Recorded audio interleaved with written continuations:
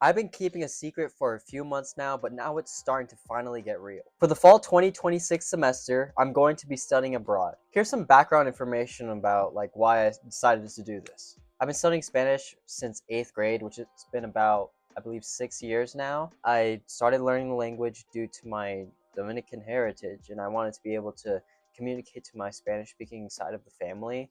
And also it was a required course, so that was kind of my motivation at the start. Since I started learning during distance learning and COVID, my retention skills and my drive just wasn't there. I did not really have the drive to learn the language, and I feel like I wasn't learning enough anyway, so I kind of just gave up. I just did it for the credits at that point. Then finally, in my sophomore year of high school, I had a game-changing teacher by the name of Senor Ankerman.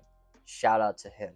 This guy wasn't a textbook only teacher. He focused on linguistics and the why behind the rules of the grammar in the language, and it really made us more interested in it and understand the language a bit more. He cared about his students a lot, and he was very personable.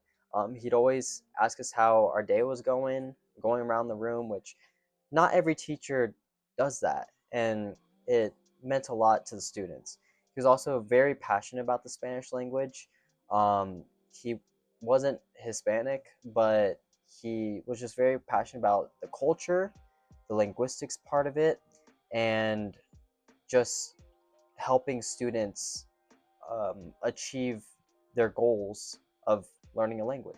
So after this year and during this year, I got that spark, and I really started to try to learn, practice, and listen more Spanish language. I just reached my 1,000-day Duolingo streak, which honestly, that's not the best number one way to learn a language, but it helps. And so I've just had the drive since then to learn language. I went to Spain this past summer. It was my second time going, and now I'm an intermediate speaker. And so when I learned study abroad was an option in college, I immediately jumped into it, and I started to research to see if they had any Spanish speaking countries available, which they did. They had Spain, Chile, Costa Rica, Cuba, and Uruguay as the top options. And I figured I've been to Spain twice, and I love the food, the people, the culture, and it's really the birthplace of the language and the culture.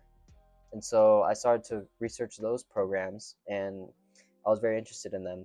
There was an Alicante location, Madrid, San Sebastian, and Bilbao. And so my goals with this is I wanted to fully immerse myself. I wanted to achieve fluency and connect deeper with my heritage in sports management, which is my desired career. Having a global perspective is huge for your resume and for the experience. And lastly, I wanted to learn to adapt and fully immerse myself in a different culture.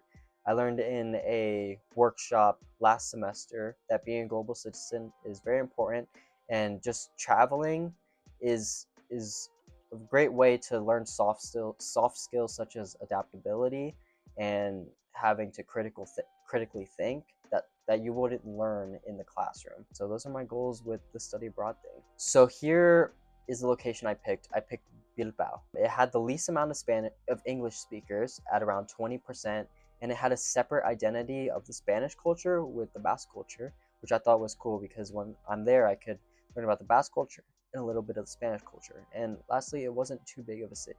I think it's around population 400,000. And so a little bit about Bilbao in the Basque Country.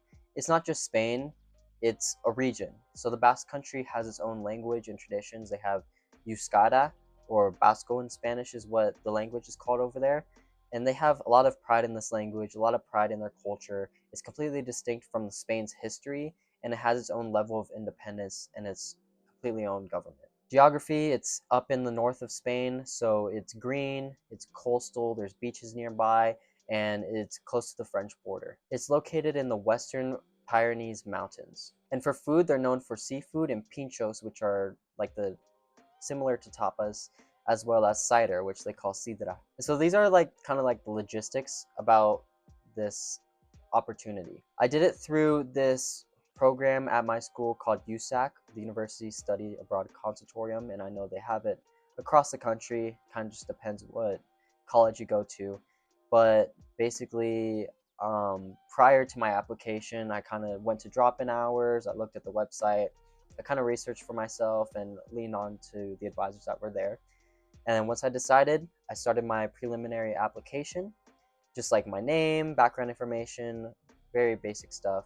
And I got accepted a week after submitting that application. From there, I got to log into the portal, and I just got assigned a bunch of forms and documents that I had to do. This was like simple things like demographics to passport information and important stuff like that.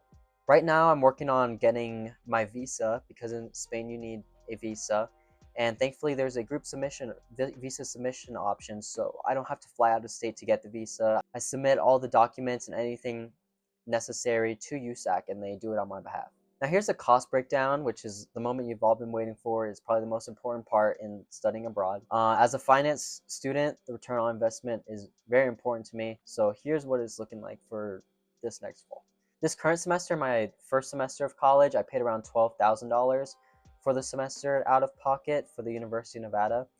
And for this USAC program, before scholarships, it's going to be around $20,000. So it's a bit higher than my current tuition, but it's still not completely out of range. It's still doable. I might have to take out loans, but there's also many scholarships available through the USAC specific application, through private scholarship applications, and other University of Nevada opportunities that I'm going to have to submit. Hopefully I could get some aid. I know there's a $10,000 scholarship, and that would bring the price significantly lower, and maybe I could probably bring it lower to tuition here at the university, which would be awesome. For housing, there's a homestay option, which is when you live with another family and you kind of get immersed in that house. There's apartment style options and residence halls. I'm also currently saving up in a high yield savings for personal use during the trip, such as food, souvenirs, weekend trips, etc. I also started to create a bucket list of things I want to do during my study abroad in my notes app. Here are a few of them. One of them is to check out the cathedrals in the area. I know Europe in general has beautiful, beautiful cathedrals. They're huge. I've been to some in Italy, Portugal, Spain, even Vatican City, and I just want to keep seeing those. Even though I'm not Catholic, that's another way I could fully immerse myself in Spain.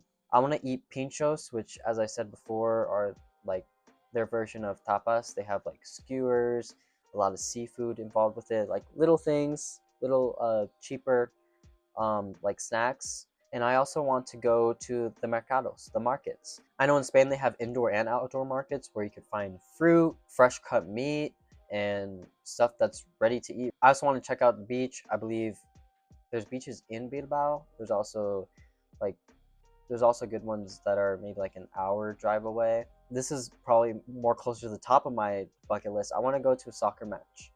I've only been to a couple soccer matches here in the US, but I bet you that intensity is not going to compare to Bilbao. They only recruit players that have Basque roots, which I believe would probably make their fan base even more proud of their identity, and it'll probably be very fun. I want to practice, learn, and use the Basque language day by day. I already learned how to say hi, kaixo. I learned how to say bye, agur, and I learned how to say thank you, eskerik asko. That's what I learned so far. Pronunciation is probably not there, but I want to just fully immerse myself in their culture too, and I want to be as open-minded as I can while I'm there. Here's a reach, but this would be incredible if I could do this. I want to attend a Pope Leo Mass in Vatican City. They have high-speed rail trains, they have budget airlines. I think it would be an amazing experience to see our American Pope live at Vatican City. Anyway, I'm taking you guys with me on my study abroad in the fall. Expect many vlogs, food reviews, and much more. Keep in touch with the channel. Let me know in the comments below if you'd ever be interested in studying abroad as well. On the road to 200 subscribers, we need 9 more subscribers, and around 91% of you guys are not subscribed. So if you guys could just hit that subscribe button if you guys enjoy these videos, and thank you guys for watching. Go Pack as always, and see you guys in Bilbao.